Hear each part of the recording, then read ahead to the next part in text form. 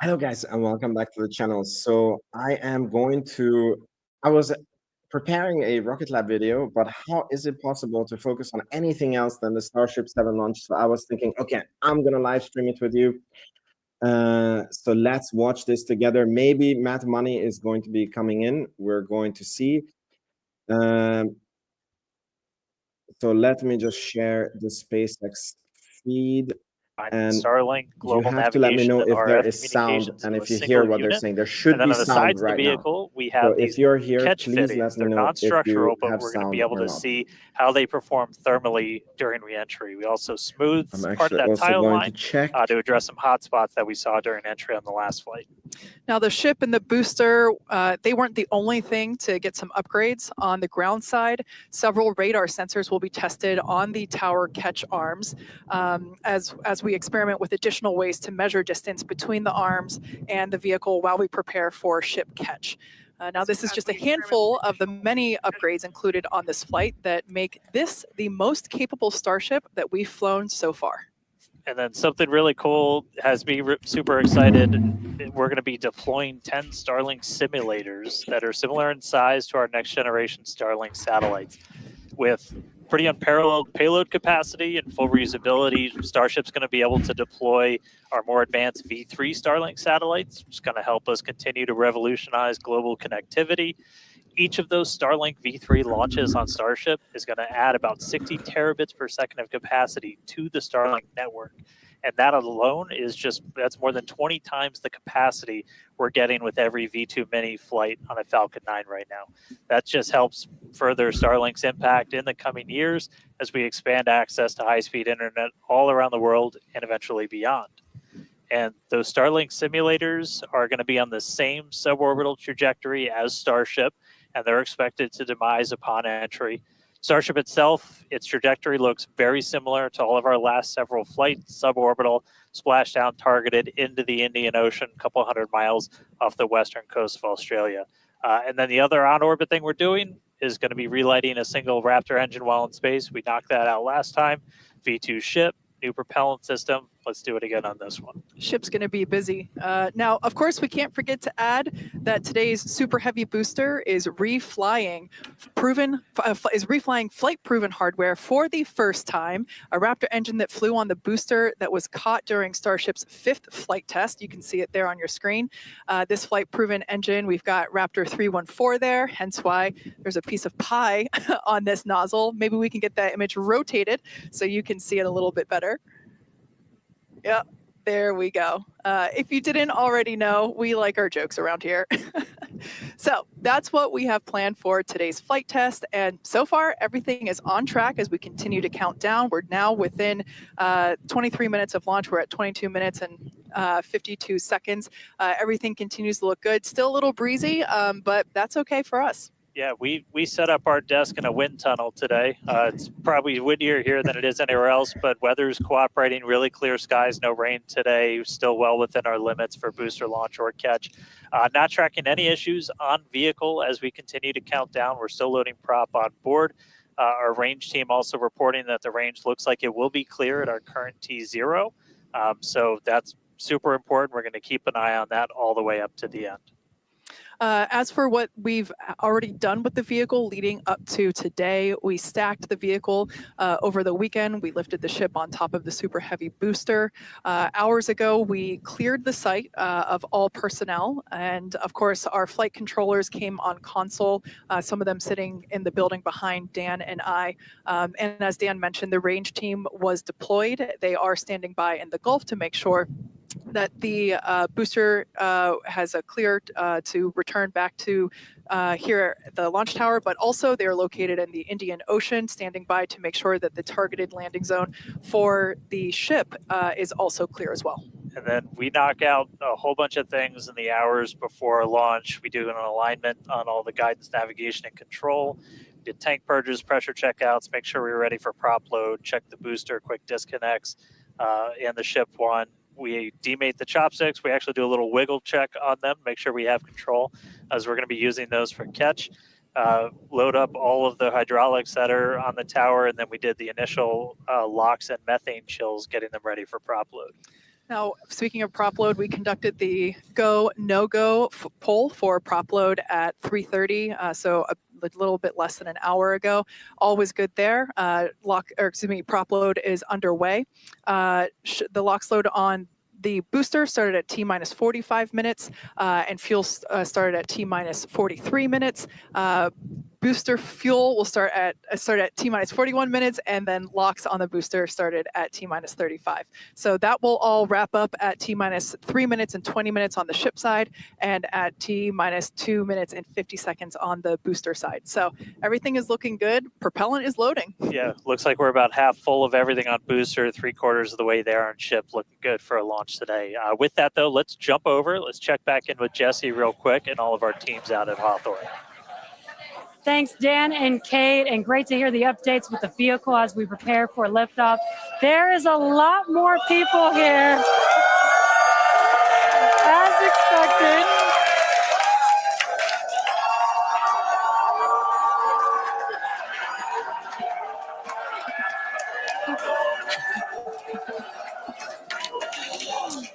Love it. All the Raptor engines are built here, so there's a lot of that team here in the crowd, so they have a strong connection to the Starship flight today. Every flight test gets us closer to a fully operational Starship, which gets us closer to our ultimate goal to make humanity a multiplanetary species.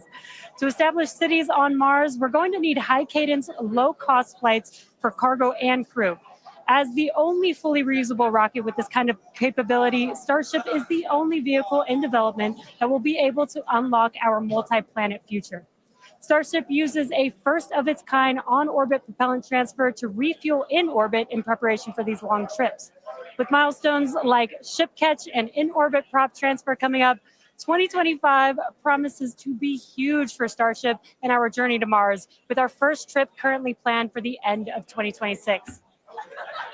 Between the reusability, low cost, and heavy lift capabilities, this all comes together to help us deliver up to 100 people at a time to destinations both near and far, and to deliver payloads farther and at a lower cost than any other vehicle. We'll be able to launch more massive payloads than anything else flying or in development today, capable of sending things like giant space telescopes or the next generations of space stations into orbit on a single launch. So while today's flight is just a test, the future is much closer than we realize. But one flight test at a time. So let's head back to Dan and Kate for a closer look at Starship. Thanks, Jesse. Starship features two major parts: the ship, which has 6 Raptor engines, and the Super Heavy booster, which has 33 Raptor engines. The Raptor engine is a reusable methane-oxygen staged combustion engine that powers the Starship system and has twice the thrust of the Falcon 9 Merlin engine. Now, just like we saw flights 1 through 6, the current iteration of Starship is an experimental vehicle flying for development. As we mentioned earlier, today's flight is debuting a ton of upgrades that we've had in the works in order to increase Starship's reliability and performance. Several of these upgrades will also unlock our ability to fly longer missions, something that we'll want to do as we start doing orbital flights around Earth. And then to get an even better sense of just how big Starship is, we can start here. Let's take a person about 2 meters tall. Towering over that, you got your Millennium Falcon clocking in at 35. Just above that, we've got a Falcon 9 rocket, payload fairing attached. Double that height, you're up at 70 meters. And then topping it all off, nearly twice the size, it's a fully stacked Starship up to 123, got 2 meters taller. Altogether, the ship, 52 meters, Super Heavy boosters, 71. And what's super fun is we're going to make ship and booster even taller in the future. Which is crazy, because turning around and looking at it and thinking that it's going to be bigger, that's mind-blowing. We'll make the ship as tall as the booster. Now, moving up the rocket, the ship features 6 Raptor engines. 3 optimized for sea level performance and 3 optimized for vacuum performance.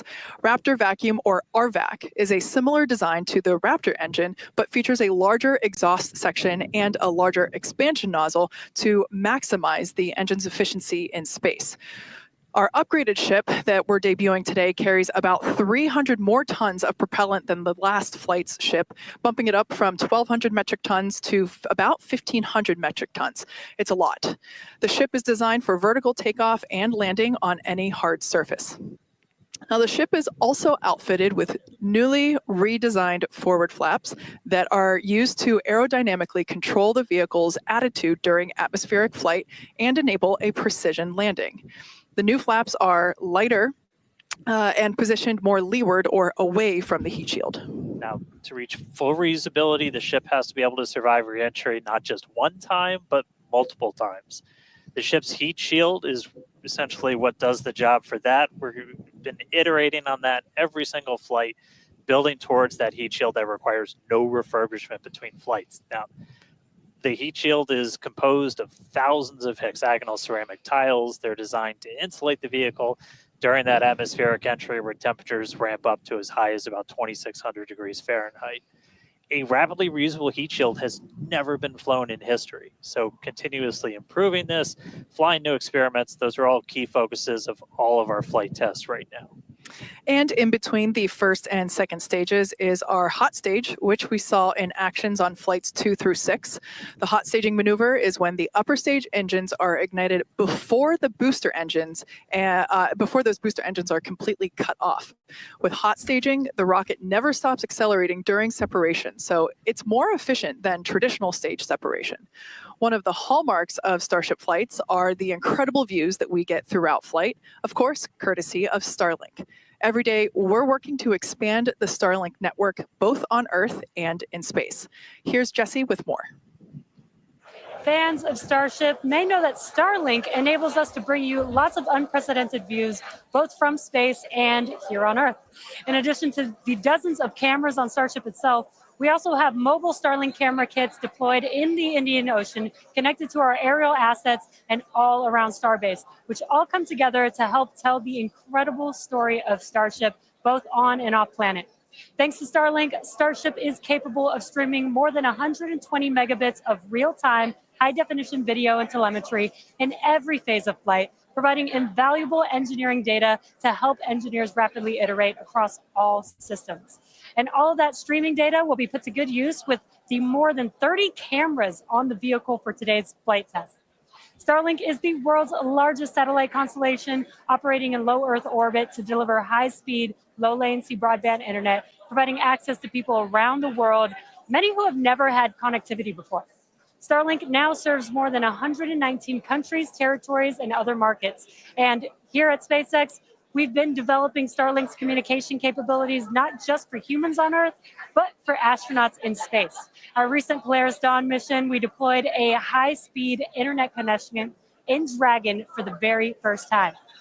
Here's a quick look at how that went. Starlink is an amazing confluence of programs at SpaceX. So we have a whole corner of the company that owns and operates a multiple thousand satellite constellation to provide internet to people on Earth.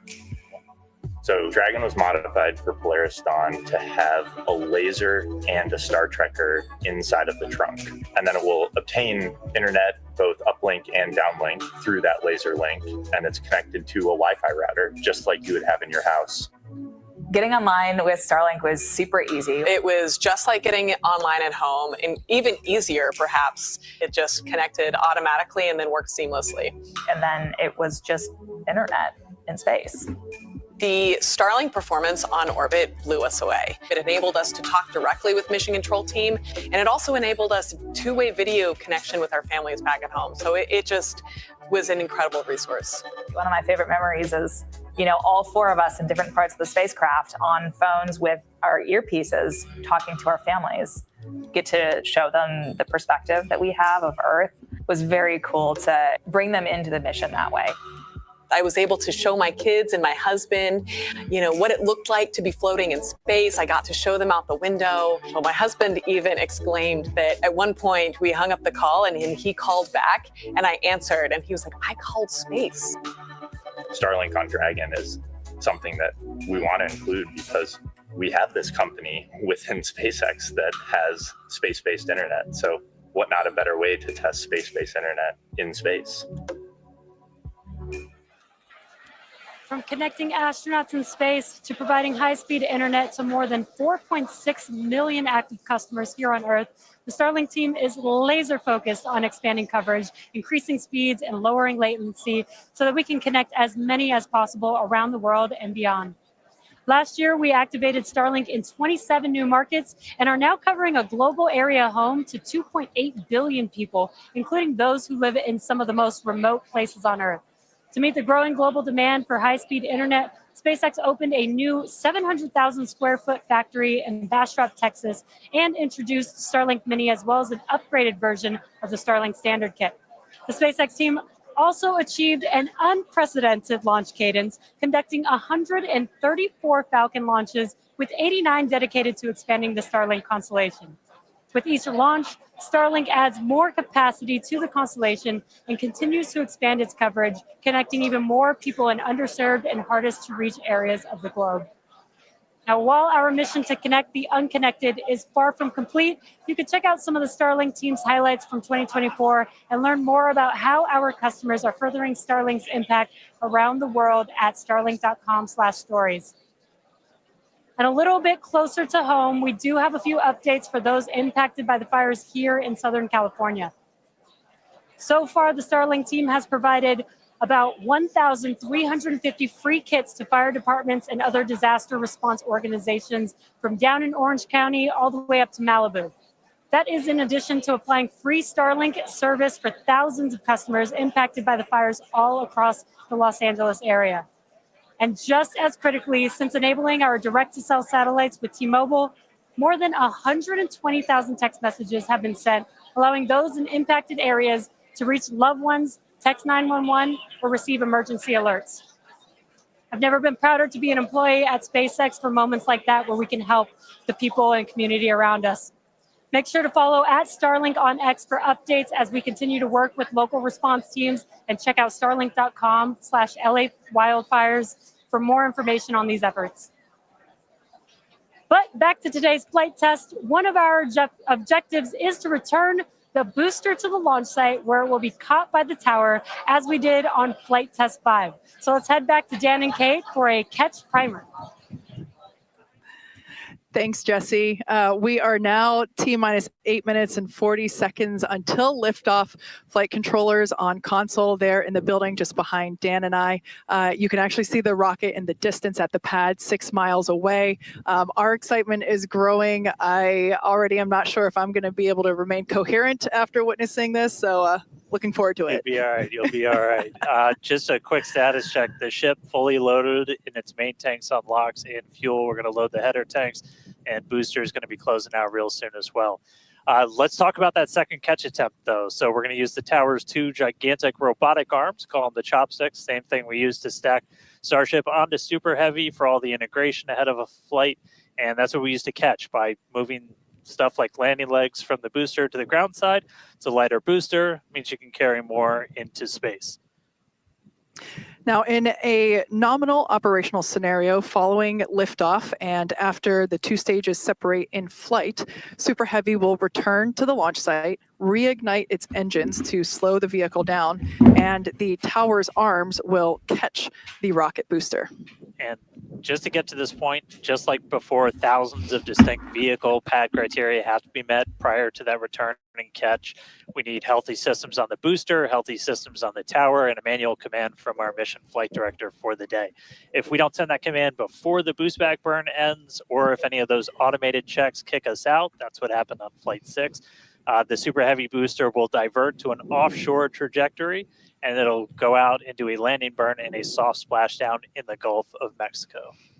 Now, we have said it before, but it remains true today. We accept no compromises when it comes to ensuring the safety of the public and our team, and that return will only take place if the conditions are right. And one of the unique aspects of Starship flights is the return and the catch of that Super Heavy booster and the audible sonic boom that it comes with it in the area around the return location. General impact to anyone in the area is just a brief thunder-like noise. but it definitely lets you know it's coming. Oh, yeah. It's something our neighbors in Cape Canaveral, Florida and Vandenberg, California have become accustomed to over the years. And now we're bringing the boom to Boca.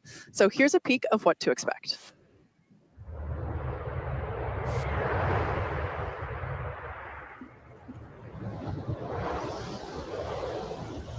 So now I can speak a little bit. Welcome, guys, to the stream. Okay, the sound of the rocket engine is just too cool. Please let me know from where you are watching. According to the counter here, which I think is mistaken, we have like 179 people watching. As I mentioned earlier, we have Starship, Raptor, and Starlink employees here fully invested in this flight test.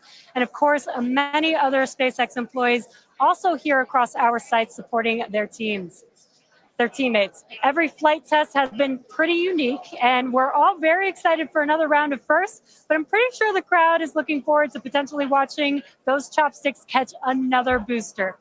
So let's see how excited they are today.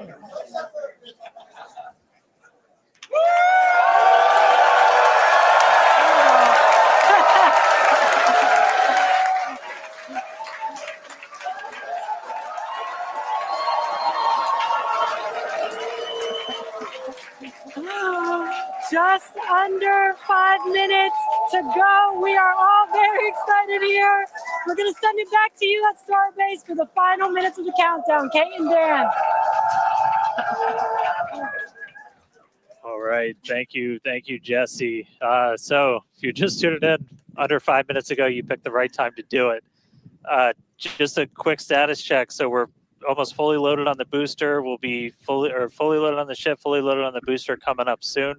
Our range team just reported that we're looking go in the range. That's super important. Great Our news. Security guys, Mike, Kyle, Nick, the whole team out there in the elements, making sure everything's clear, doing a fantastic job. And we are coming up on 4 minutes and looking good for launch. Yeah, certainly exciting. Now, we do have an opportunity to hold at T-minus 40 seconds if necessary. This is a chance for us to perform additional checks if necessary. If we need to repressurize some tanks, or if there's a wayward vessel in the range last minute, opportunity to clear it out. But everything currently looking good. Now, once we pass T-minus 40 seconds, a number of events will occur in rapid succession.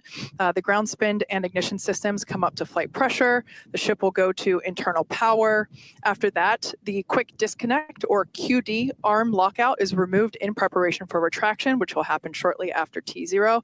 And yeah, once we pass T-minus 40 seconds, we do have the ability to recycle the count under certain conditions back to that T-minus 40 second mark and hold there to assess what happened and assess opportunity to proceed again to T0. Yep, we've used that T-minus 40 hold a couple of times.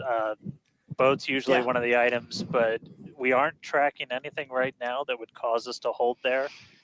We can hold there for several minutes. Main thing you're watching at is you set a clocks because your temperatures will change and the fuel in the locks, everything pretty quickly. So you've got a couple of minutes that you can hang out and figure things out.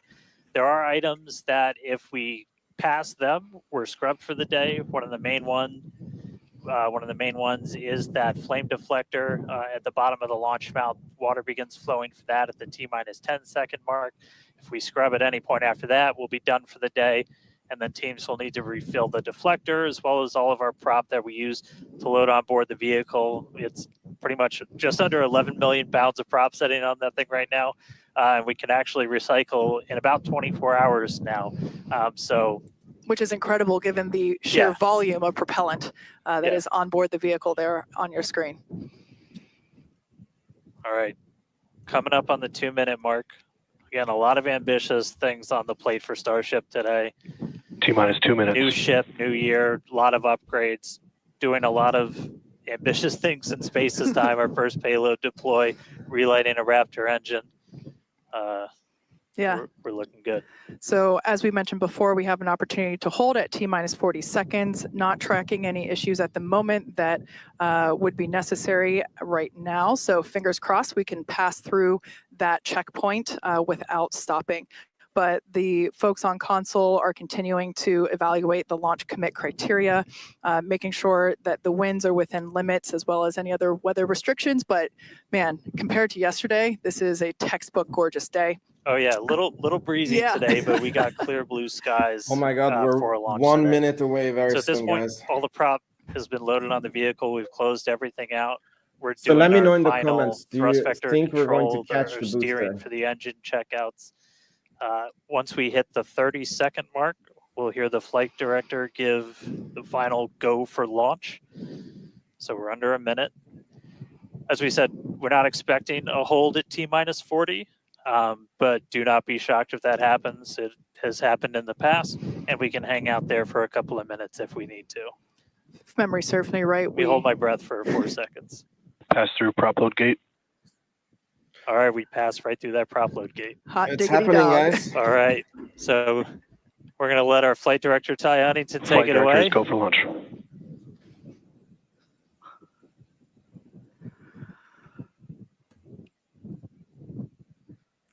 And Curtis, 20 welcome. Okay, you're voting no. I think they're going to catch. I think they're learning a T-minus lot. 10, 9, 8, 7, Let's 6, see.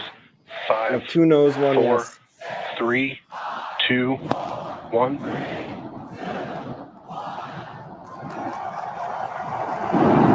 We have liftoff.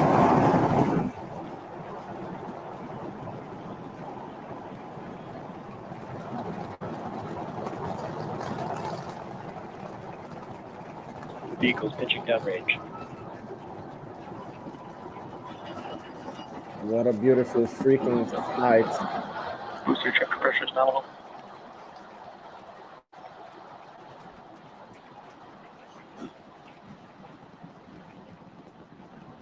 All right, we're more than 30 seconds into flight. Telemetry showing 33 out of 33 engines as it's pitching downrange.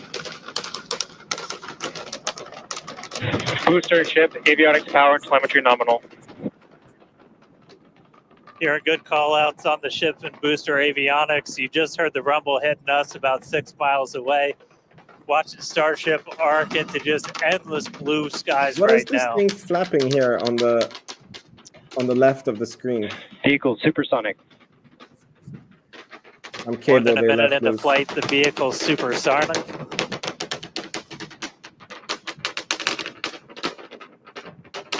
Max Q.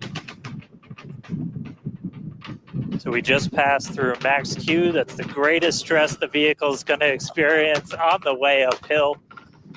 Reminder that all of our teams down here on the ground are now looking at systems on the tower. They just did a manual check through. That's going to inform that manual flight director's decision. Next moment coming up, though, is going to be hot staging. Don't take your eyes off it. It's one heck of a light show. What a gorgeous ascent. 6 ship engines getting ready to ignite. That's going to happen while we're still attached. We can still see the ship's engines from the ground.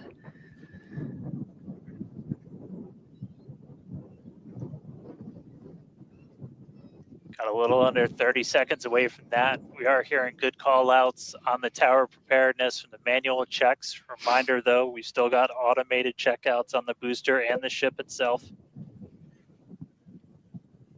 But as of right now, our manual checks and our manual commanding is looking go for a catch. Booster engine cut off. That is incredible news. We just heard the call out for booster right, engine Nico. cutoff. Engine startup. Most engines cut off down to those Stage middle separation. 3. Cruise preference startup. 1 engine didn't start up here. Very interesting. I hope that's not the one that they're reflying. All right, hot stage Chip, chamber confirmed. pressure We've is got a nominal. booster hopefully on our way back to us, and a ship now making its ascent burn into space. How's it going in Hawthorne, Jesse? It's great over here. You can hear the crowd screaming for every milestone. The booster is now making its way back down to Earth. Looks like we have 12 of those 13 engines ignited. We're using the engines that actually gimbal. We are go for booster return. An excellent call out there. We are go for booster return. Power and telemetry nominal. There's a lot of criteria that needed to line up to ensure that we could have a safe booster catch, and it sounds like we got the go for that. And there you can see on your screen, we had we just jettisoned the hot stage, and there's a great, excellent view there of Doesn't the it hot look stage like a floating space away station from that they just the super deployed? heavy booster. Looks freaking cool. Now we've shut down the engines for that boost back burn. That confirms boost back burn is now complete. That was the first of 2 burns required for the vehicle to make its way back down to Earth. And next coming up will be the landing burn. That's going to be 13 of those center engines igniting again. And that will then go down from 13 down to 3 engines just right before we touch down for that booster catch. A reminder, our stage 1 objectives are to have a controlled ascent, There was something stage separation, as well as a controlled boost back burn and hot stage as well. So we're looking good for that so far. Some great views there from the ship of Earth. That looks incredible.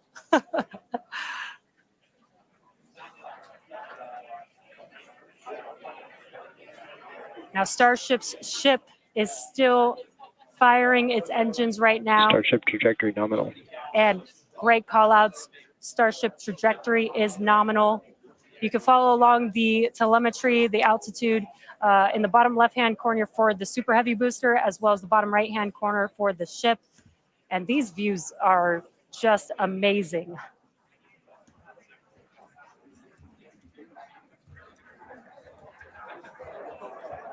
Again, the booster is currently making its way back to the tower today. So we're looking forward to a booster catch with the chopsticks. Curtis. And in the meantime, you can see those grid fins there helping to control the vehicle and guide it back to its landing site. So far, Booster FTS is saved. out of 1 try, we're going to head it back. How's it going over there, the Danny tower, and Kate? and how are you doing, Kate? Seeing that in person? You know, so this is the second Dan go had to for a take that tower entire catch. segment because I couldn't talk. That was incredible. There it is. We can see the booster coming back in now through the plume. At least it looks that way to us. It's incredible that it basically returns. It looks like a speeding, just like this silver flare coming back to the. Once again, we are standing by for Look at how hot the attempting engines to are. catch the booster at the tower. This would be the second tower catch. Booster Landing burn. And now all the engines. Seeing 13 engines. Booster now hovering as it aligns with the tower for catch. Booster coming in. Curtis, I think they're making Down Ready to- for that boom, Kate. Down to 3 engines. Booster landing for shutdown. My God. Booster. That's nuts.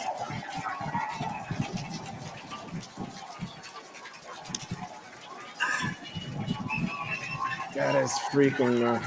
You heard it here. Mechzilla has caught the booster. Once again, for the second time, a successful catch by the launch tower. This is the same tower, the launch pad, where that booster took off from just 7.5 minutes ago. Great view from the Bullseye. chopstick arms, looking at those hypersonic grid fins that steer the booster for that precision landing. It almost looks like it's flapping its Yeah, wings. you can see just how small that catch fetting is too on something that's just so massive. That was absolutely insane. Meanwhile, We're not done, but We're wait, not there's done more. Is the sound okay, guys? Somebody wrote that. Wow, They're having that is issue just with the sound. absolutely stunning. And this, of course, a gorgeous view there from the tower looking down at the top of the booster.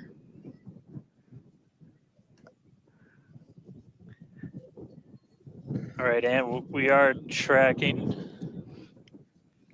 What is there something wrong with Now we're standing Starship? by There's one for engine burning views there from the ship, out of but the who can three. take their eyes off of that incredible sight? That is once again the second catch of a booster back at the launch tower.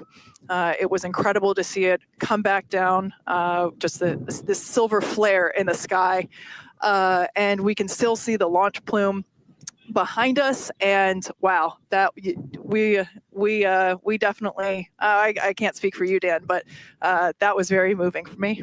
Yeah, and right now you can Wow, see thank you, some of the telemetry on Jean-Pascal. those ship engines has gone out, and we're waiting for an update on what our ship status is. We were approaching that ship engine cutoff time, so just waiting to hear. So obviously we've got booster back, booster on the launch tower in the chopstick arms, but we are waiting to get an update now on the ship. As we were expecting ship engine cutoff about 40 seconds ago. We saw some of those engines start to go out prior to that point. Okay, guys. So next prediction. So right now we are just standing passing by to try time. and So do you think that they're get going the to latest word land, on where we or are is it with going to be ship? a So stick rod with us for just a for the couple of Starship? minutes as we wait to hear some updates. Now, if you just recently joined us, you might want to hit rewind and go back about 9-10 minutes ago to when Starship lifted off from the launch tower that you see there. We had a gorgeous ascent followed by a stage separation where the ship separated from the super heavy booster. The booster performed a flip maneuver and returned back to the Gulf Coast here. There you can see it on your screen. Obviously a successful catch back at the launch tower, which is something that we were all hoping to see and really couldn't ask for a more beautiful background. I know, with those Curtis, that they're going blue skies to land, and blue I water think, there. on a virtual As tower. Dan said, we are standing by for in the ocean. an update on the ship that had ignited its engines and started making its way up to space. So standing by for more info on that. Cool. So But they're wow, not giving me a lot of what chance an to speak. experience to see that take off and for that booster to come back. You can see it there up close on your screen to the place that it launched from.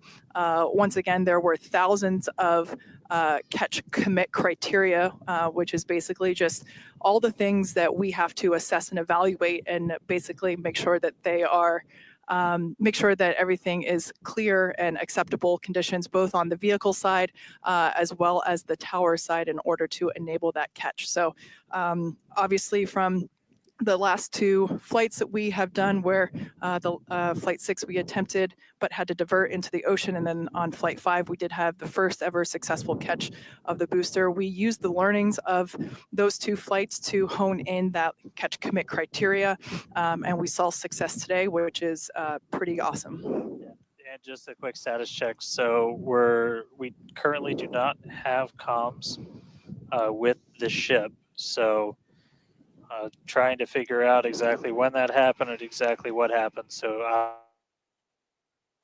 I took off the sound. Through their data, looking to make sure it's not anything instrumentation on the ship, but actually Do you guys think it try blew and up? get us a status. So There is no. again, we're gonna keep listening in on this. We'll give you an update as soon as we have a little bit more. So for now, stage 1 back in the tower, waiting to find out a little bit more about stage 2. That would be quite sucky if stage 1 blew up, because these where they have gotten now, they have already done that, so they're not really getting any new data out of this test flight. It would be basically a wasted test flight. I mean, I know in Musk universe there's no such thing, but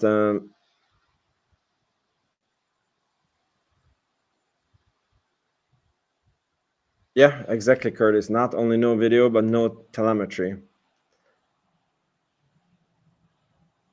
Okay, finally, I can speak without them speaking. So were you guys watching the New Glenn launch this? It was actually in the morning for me because I'm in Europe, and this is in the evening. It's pretty nuts. And I wanted to do a Rocket Lab video today, but I was like working on it, and I'm like, how can I be doing anything else than looking at this launch? So I was like, okay, I'm going to be live streaming it I'm going to be hanging out with you So guys. if you are just tuning in, we caught a booster, but we are still waiting to find out a little bit more on the ship. So it had successfully separated. We did that hot staging maneuver. We did see all 6 of ship's engines on the way uphill during its ascent.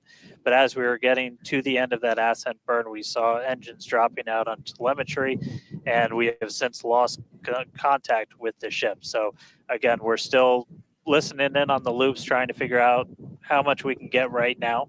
But again, stick with us. We'll bring you updates as soon as we hear them. Really exciting. We were able to catch the booster today. Obviously, we want to get the ship all the way over to the Indian Ocean. May not be able to do that at this point, but we'll give you some updates as soon as we hear a little bit more about the ship.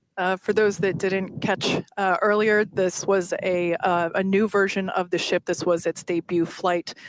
So a lot of learnings here for sure as we continue to tune in and listen in with the teams and try to gather more information to understand where we stand with the ship. But as Dan mentioned before, teams are trying to make sure that it's not an instrumentation error. We want to find out if it's, did we just lose communication or did something else happen with the ship? So teams are actively working, trying to figure out what we can find out, and we're continuing to listen in and find out more information to share as we can. But as we said before, and you can see it there on your screen, what a beautiful, beautiful sight to see another booster back at the launch tower. That was successfully caught just minutes ago after sending the ship off into space, and having seen it for the first time with my own eyeballs in person, it was pretty awesome. And yeah, the thunder-like sonic boom was really fun to experience. Yeah, the UAP's got it. We are getting a little bit more. So we did lose all communications with the ship. So I mean, that is essentially telling us that we had an anomaly with that upper stage. So we were just coming up to the end of that ascent burn for the ship when we stopped when we started to lose a couple of the engines. We saw those dropping out, and then we did lose telemetry from the ship. So that means we didn't have contact with it. So at this point, we are assuming that the ship has been lost. So this was a brand new vehicle, essentially. This is kind of an upgrade version. So with that, there's a lot of things you're upgrading, but there's a lot of things you're going to learn as all of those systems are now interacting with each other for the first time. But at this point, we did lose the upper stage of the ship. So again, we're gonna listen in and try and figure out a little bit more about what happened. And obviously, we'll do kind of a full breakdown once we get smarter ourselves in the coming hours and days as well. For sure. Now, for those that have recently tuned in, we're now a little over T plus 16 and a half minutes after liftoff. We do believe that we have lost the ship during its ascent phase. It's successfully separated from the Super Heavy booster, but during that ascent phase, a couple of the engines dropped out, and then shortly thereafter, we lost communication with the vehicle. So we are assuming that we have lost the ship, but we are standing by to confirm that, and once we can, we will. But this was a new version of the ship, of Starship, and it was intentionally designed and flown in order to basically test the envelope, as we have done with every one of these test flights, the keyword there being test, and really trying to understand the boundaries and the maximums for the ability of this vehicle to fly and understand where those boundaries are. So we always knew that excitement is guaranteed today, success not guaranteed. And there was no we payload are standing on by this. to There was see only if we can a learn more Starlink about simulator. the status of the ship. Okay, guys. So I think that was it for this stream. I think it was a quite sucky test flight for them because I don't know what they have learned from this, because they have done a booster catch before. We have gotten some amazing videos and views from this. I must say, I'm quite amazed at the budget of being able to, because I wonder how much a Starship launch cost them, and they're not flying with paid customers. So let's say if each Starship cost them $50 million, then they are at $350 million just in development costs, just in Starship launches, you know? And then they basically wasted now a stage 2, and then they're like, oh, well, okay, we do it again on test flight 8. I'm very surprised by this. That they're not even really trying to fly customers. That basically just signals that they really have no problem with getting funding. I mean, we knew this, right? But you also see it in action that basically Musk has access to unlimited money. Do you think Jeff Bezos is smiling now? Like, he had a successful launch, and SpaceX. I think this was like a step backwards, but I mean, it is like that sometimes. But let me know in the comments what do you guys think, and I think I'm gonna close down the stream soon. If any one of you have any questions, I'm happy to answer this in the comments. Thanks for showing up. See you later, Curtis. Bezos can't compare to this. Yeah, I mean, that's true. They are quite behind. I did feel that today was a major milestone for them, because I think that Bezos also has set up a production line behind the New Glenn. The vehicle basically performed nominally all the way up to orbit, and that means that there is an alternative now to the Falcon 9. Now, I wish that alternative was the Neutron. And Neutron is coming, but it's not there yet.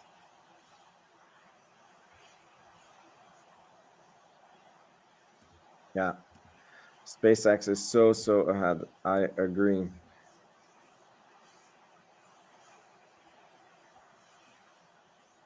Yeah. Okay, looks like there are no questions. Thank you so much for tuning in with me, guys. We are going to get some news on this. I have some interesting videos coming on Rocket Lab, of course. So stay tuned for that. And yeah, okay, there's one interesting question here. So the Glenn rocket competes with Neutron? No, they do not. The Glenn rocket, I think, is 26 tons to low Earth orbit, whereas Neutron is about 13 tons, so it's like twice the capability of Neutron. I honestly don't really know what market segment the New Glenn is in. It's like a little bit in between, because I saw a chart on Twitter, actually posted by Dave G, that it was saying that the non-Starship average launch for the Falcon 9 was about 3 tons. So that means that even the Falcon 9 is basically flying, what is it, like 60-70% empty, basically. So if you're competing with the Falcon 9 with a 26 ton and already your average payload is 3 ton, you're way off the mark. And for those payloads, I'm 100% that New Glenn is just not going to be competitive, because the rocket is just so big. And even if your payload is 3 ton, you're not going to look at the price per kilogram. You're going to look at, like, okay, if I buy a Falcon 9, it's 60 million. If I buy a Neutron, it's 55 million. And if I buy a New Glenn, it's like 100 million. And you're always just going to go with the Neutron. But I think that with because this rocket is now available, so some engineers, countries, they can design much bigger payloads, and maybe those payloads are going to be flying on the New Glenn. But yeah, I don't know how they were thinking. Anyways, big day, guys. See you around, and do well. Ciao, ciao.